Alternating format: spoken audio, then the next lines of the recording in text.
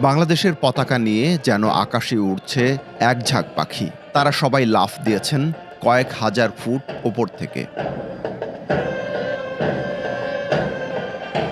বিজয়ের ৫৪ বছর উপলক্ষে দেশের পতাকা নিয়ে ৫৪ জন প্যারাট্রুপার। এটি ১৬ই ডিসেম্বর মহান বিজয় দিবস উপলক্ষে আয়োজিত ফ্রি ফ্লাই জাম্পের মহড়া। প্যারাট্রুপিং করে গিনেস ওয়ার্ল্ড রেকর্ডসে নাম লেখানোর উদ্দেশ্যেই এই আয়োজন।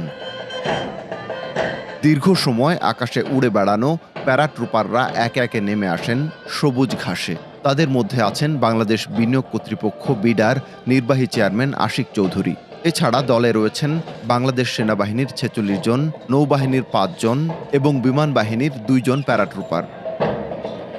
১৪ ডিসেম্বর তেজগাঁও জাতীয় প্যারেড স্কোয়ারে এই প্যারাজাম্প ও ফ্লাই পাস্টের নান্দনিক মহড়া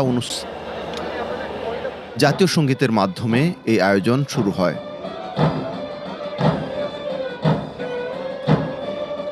বিজয়ের মুক্ত আকাশে ছিল বিমান বাহিনীর মনোমুগ্ধকর আয়োজন অ্যারোবেটিক্স।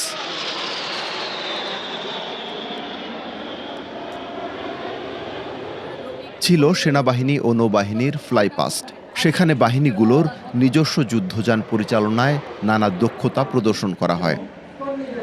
ফ্লাইং সেলুট প্রদর্শন করে বিমান বাহিনীর বহরে থাকা মিগ-29 যুদ্ধবিমান।